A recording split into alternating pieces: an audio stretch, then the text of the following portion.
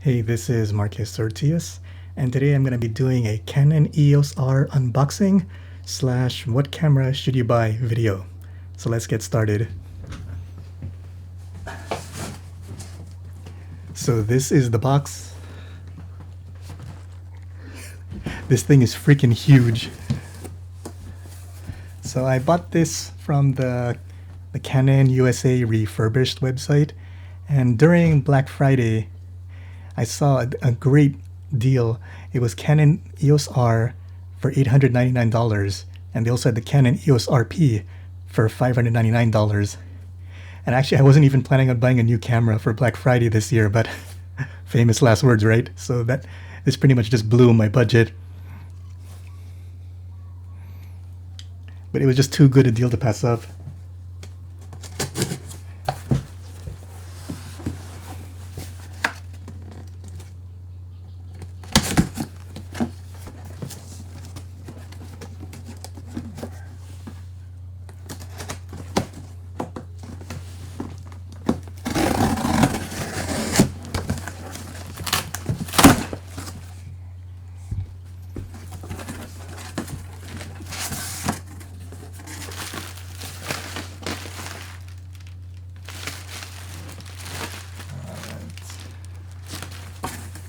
This down. Yeah, so I looked up reviews about like what people's experiences were with buying from the Canon refurbished website. And one of the things they warned about was that Canon will just ship the box, not in the original box or original packaging, but with just any box they have around. So as you can see, it says Canon PowerShot Vixia, which is like I think it's a camcorder. So like, I think you can be a little bit surprised when you first see it. You're like, wait a minute, where's my Canon EOS R? All right, let's open this. Open it from here. Where do I open it from? From this side?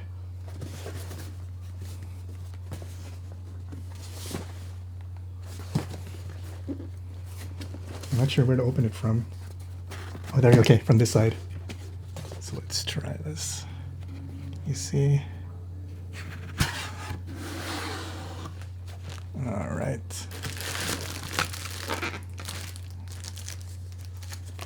So this comes with the original paperwork. Comes with the manual. Put that down.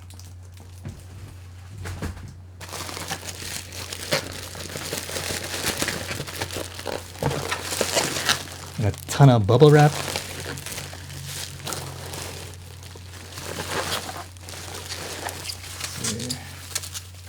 So these are the accessories that come with it. So it's the battery charger, the cables, the battery, and the camera strap. So it pretty much comes with everything that you would have gotten if you had bought it new. The only difference is you get the plain brown packaging of whatever package they have available.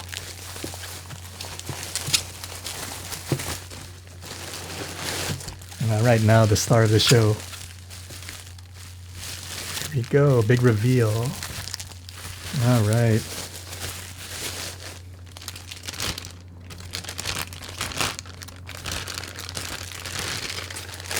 All right, this is it. This is the Canon EOS R.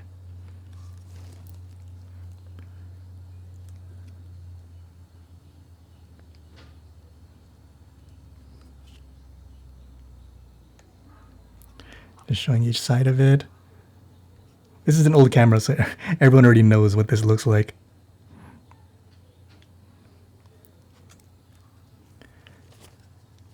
I'm gonna look at that grip again.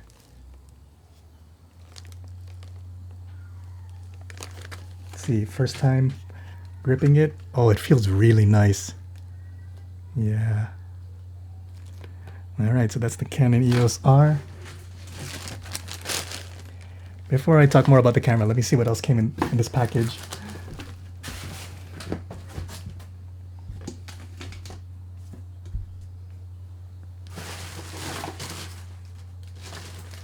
So yeah, this Black Friday deal also came with a battery grip. So that'll come in handy for long shoot days.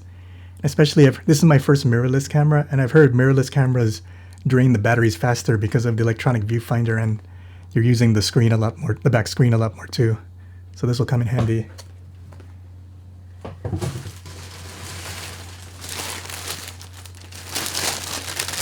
It also came with a backpack. Actually, I should unbox this first too. Go back to the battery grip.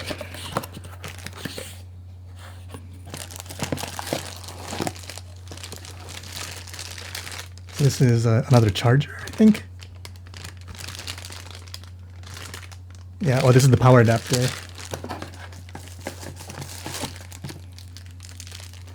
And the extension cable for the charger.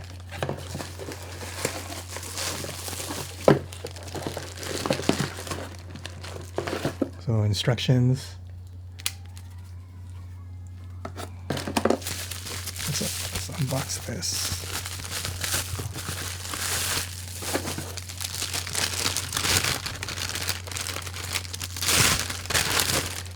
Alright, so this is the charger. The model name, let's see. It's the Canon BGE22 battery grip for the Canon EOS R. So it's showing up. Looks like there. Underneath. This side.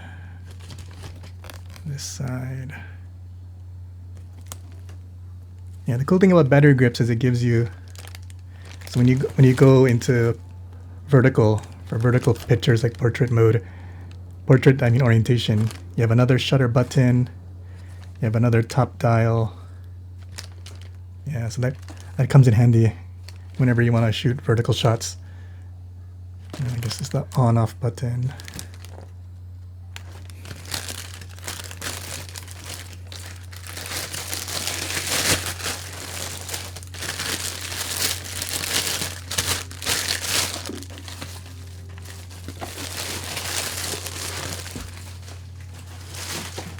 And now there's also came with a backpack. So I already have a camera backpack. It's a small rig camera backpack, and I like that a lot. So I'm not sure if I'm going to be using this one, but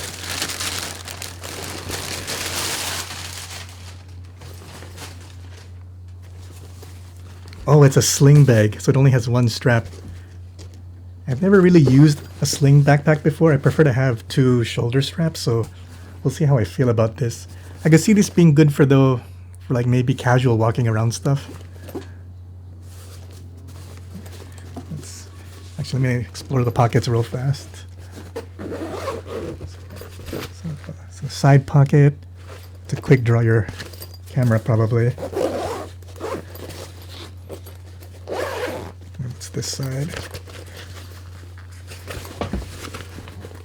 So I guess like organization for like your memory cards, batteries, things like that.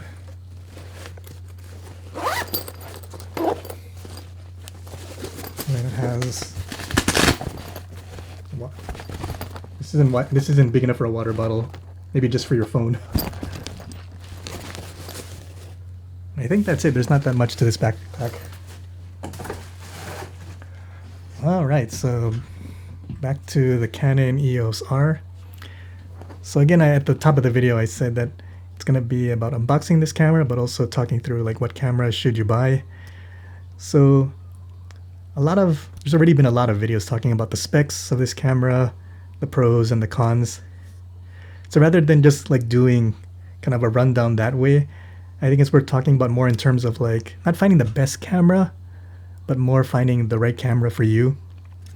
Alright, so they say that cameras are tools, and so I think it's good to think in terms of like what do you want to create, what specs and features will help you to create, then finding a camera that matches your needs, your personal preferences, and your budget. So I'll go through like the specs and features of this camera to answer those questions for myself, and maybe that can be an example that can help you to choose the right camera for you, whether it's the Canon EOS R or something else. Because I'm not going to be a brand fanboy and like shove this down your throat and try to convince you and sell you on this camera. the best I can do is just tell you my thought process and why I chose this camera for me. So it's worth talking a little bit about my background with cameras. My first manual settings interchangeable lens camera was a Canon 5D Mark III. And so at the time, actually, I wanted to get a camera like the Canon EOS R from the very beginning. I wanted a hybrid photo video camera. But at the time, this camera and other like cameras that were on the market were just all too they were not that they're too expensive, but they were just more than I wanted to spend at the time. So kind of like about a year ago, I decided that no, for now, I think I'm going to simplify. I'm going to focus just on get a camera just for photos and kind of ignore video for now.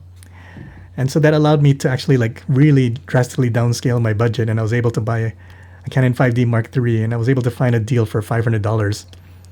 This camera cost $899 from the Canon USA website, refurbished, and during Black Friday. So part of the reason I decided to simplify and go with the 5D Mark III rather than getting a mirrorless camera like this was not just the budget, like I talked about earlier, but also because just for myself, sometimes I hop from hobby to hobby, and I was kind of scared that maybe like, what if I get a camera and then in a month, like I lose interest in photography or whatever, and I end up not even using it. So I'd rather buy like a camera at a lower price, so that way like I don't hurt my budget that badly if I decide to quit photography. But no, luckily, yeah, I got the 5D Mark III. I loved it, took lots of pictures with it. And so a year later, I was like, okay, yeah. But I wasn't actually planning to buy a camera this year, just because even nowadays, like the lowest price I see on used Canon EOS Rs is around $1,199 from a reputable seller. So even then, I felt like, over $1,000 is still like a little bit too much. So I keep an eye on the prices of used cameras and other used gear, just to see like if there's any good deals. And so this Black Friday, I wasn't expecting really anything to change. Because when I looked on most of the main websites for cameras, I was like, I didn't really see any good deals on a Canon EOS R or equivalent cameras. Another camera I was also considering was the Sony A7C. And but in the end, I ended up checking the Canon USA website, and then when I saw the deal on this for $899, I was like, it's like, they got me, Canon got me. So I pulled the trigger and ordered a Canon EOS R. So getting back to my thought process, the Canon 5D Mark III is still a great camera, and I think I'm probably still going to keep it for event photography. And so, but one of the reasons I wanted to get a more hybrid camera for both photo and video is I wanted to get more into portrait photography. And again, the 5D Mark III is great for that. But the cool thing about mirrorless cameras in general is that this camera has eye tracking autofocus. So that'll help a lot when it comes to portrait photography. But another thing also is I wanted to get into doing self-portraits and also talking head videos. And that's where this comes in. Like just the flip out screen. That's just such a valuable tool to have.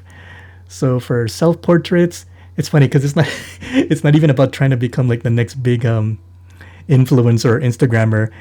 Maybe if you know this pain where you take good pictures of your friends but you don't have that many good pictures of yourself.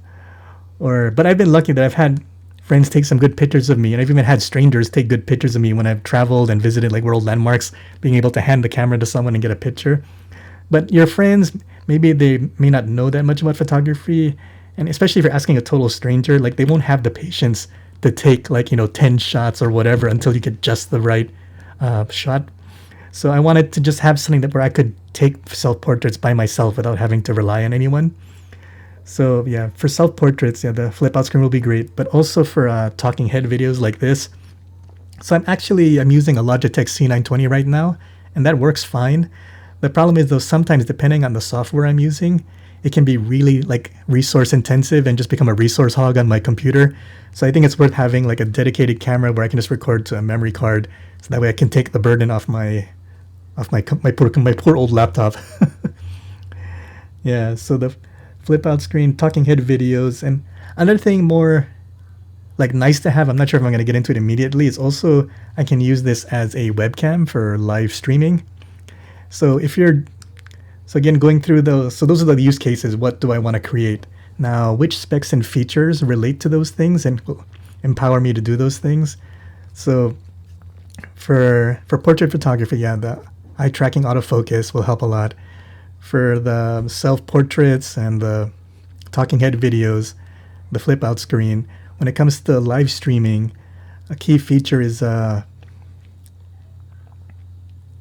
having a clean HDMI out. So when you record video from a camera, you'll see like all of the on-screen display information of like the settings and things like that.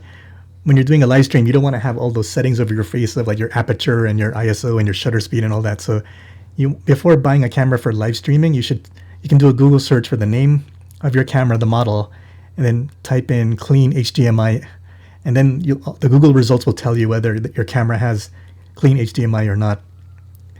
The other thing also is for unlimited record time. Now, out of the box, the Canon EOS R has a 30-minute record limit, which is annoying. But if you use an HDMI capture card, like the Camlink 4K, before I bought this camera, I checked on Elgato Camlink 4K website, and they have a page of compatible cameras, and they listed the Canon EOS R as if it's connected to a Camlink 4K, it has clean HDMI out and unlimited record time. So that's what helped me pull the trigger on buying this camera. So again, what do you want to create? What specs and features will help you create? Then find a camera that meets your budget. This does, $899. I was really happy that it was under $1,000. I felt that was a steal. Then your personal preferences. So that's another thing where I said earlier that I was looking at the Sony A7C. Now that's a fantastic camera, and like the specs and performance, that camera crushes the Canon EOS R, like no doubt. I'm not blind to that. I like to think I'm pretty fair looking at the pros and cons of every camera and brand.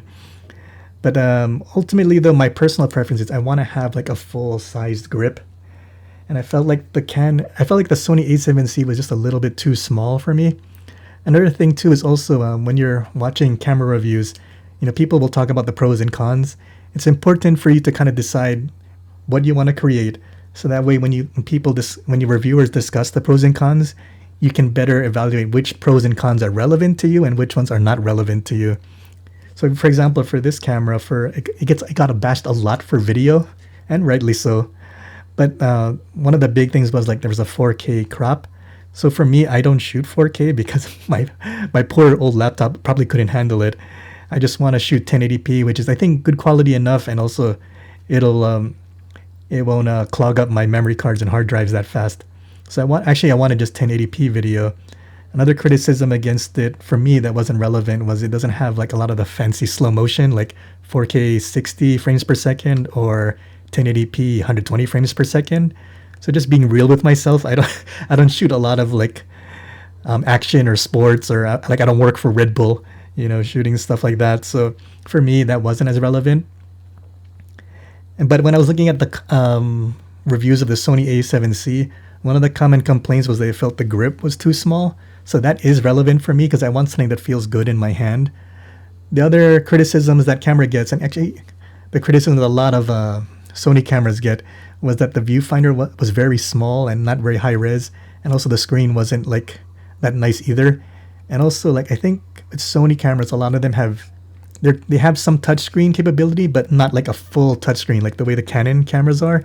So for me, having a nice electronic viewfinder and having a fully touchscreen capable screen was just, I just wanted that. I've seen videos where like you can navigate the menu and like change your settings. You can swipe through photos. You can pinch to zoom, just like using a normal smartphone. And I just really wanted to have that. So again, it's like which pros are relevant to you and which cons are not relevant to you. That'll help you to decide what camera is the right camera for you. And so one of the complaints also that this almost did kind of make me change my mind. Because I was also looking at the Canon EOS RP, is that it doesn't have a mode dial. Instead, it has this mode button. And then you have to like scroll through. I think you have to scroll through like this, which modes you want to be, and then select it.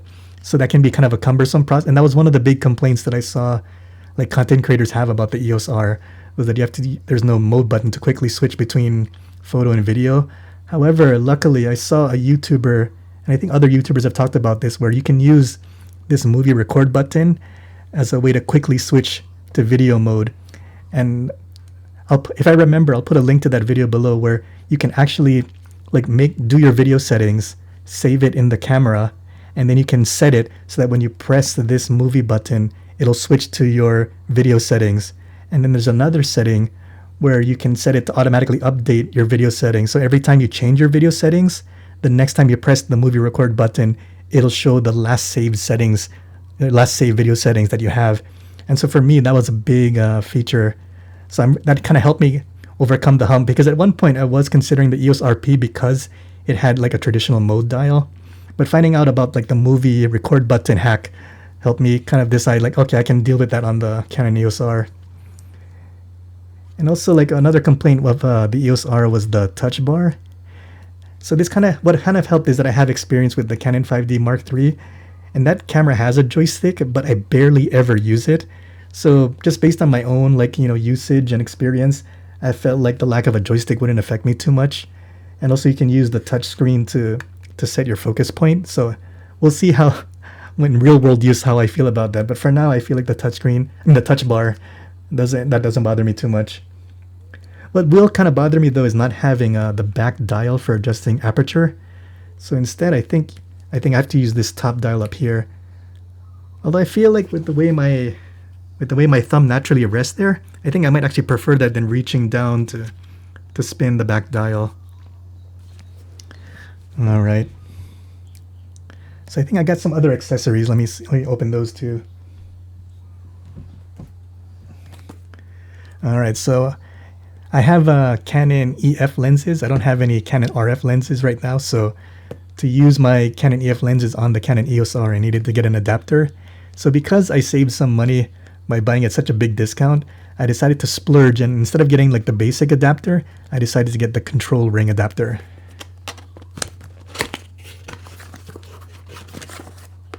So that's the manual.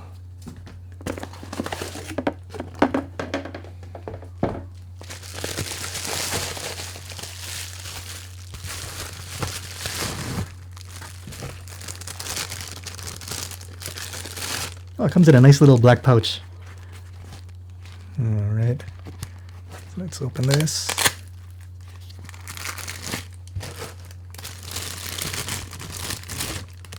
And there you go. That's the adapter. So I decided to spend more to get the adapter that had the control ring.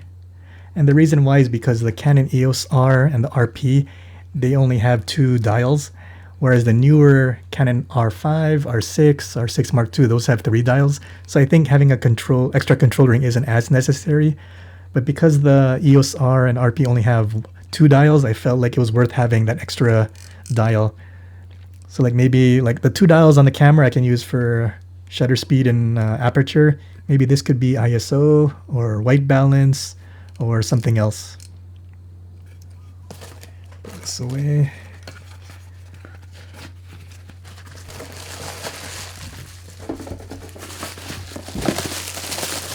Now, one of these packages also has another important accessory for me. Okay. Oh, it's a big mess back here.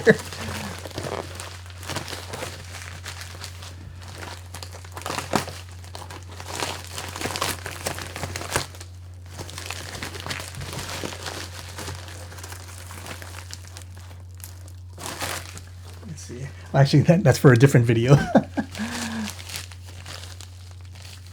Teasing the next video to you.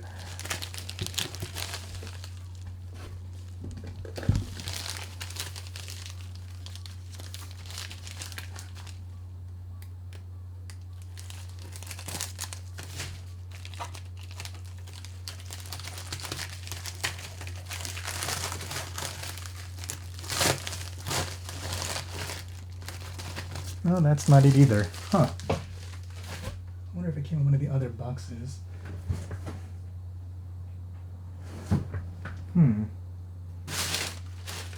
Well, I guess I'll talk about it because I can't seem to find the box for it right now.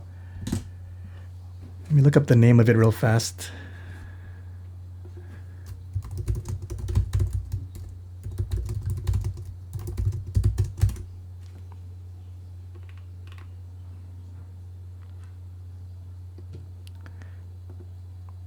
here it is. Yeah, so the other accessory that I ordered was the Canon BRE1 wireless remote control. And so the reason I got that was that so I could use a remote to like take pictures, but also stop and start video recording. So I felt again that would be a great accessory to have for doing self-portraits and talking head videos. So I ordered that, but I don't seem to know which box it is in right now. So yeah, so what I bought was the Canon EOS R that came with the battery grip and the sling bag as a bonus. And I bought the lens adapter for Canon EF to Canon EF lenses to the RF mount, and I bought a Bluetooth remote. So all of those things together will help, yeah, with talking head videos and self-portraits. The other thing I'm kind of weighing whether to get is also get a microphone, and it's kind of lucky timing because the Rode Video Micro 2 just recently came out, but I haven't. That's another potential use for the Canon EOS R is as a vlogging camera. So it can be a good vlogging camera. I'm not sure if I'm going to do vlogging. Not because like it can't do it. Of course, like the EOS R can do it. It's more I'm not sure if I have the confidence to like bring this big camera out and talk into it in public in front of people.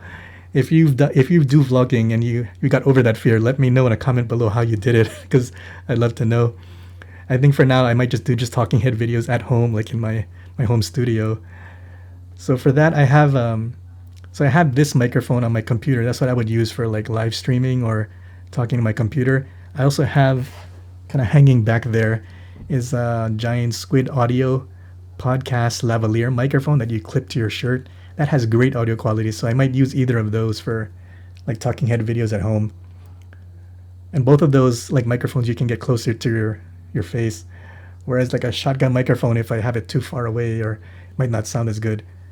Another microphone I'm thinking about getting is like a wireless lavalier microphone, like the Rode Wireless Go 2, or I think even like DJI has a wireless microphone option too nowadays. So those are some options in the future. But yeah, so this is my start as a content creator, stepping out from photo and maybe doing some videos too. So again, I thank you for being a part of this journey with me. I'm Marcus Ortiz, and I hope maybe my camera selection process might help you to choose your right camera. All right, bye.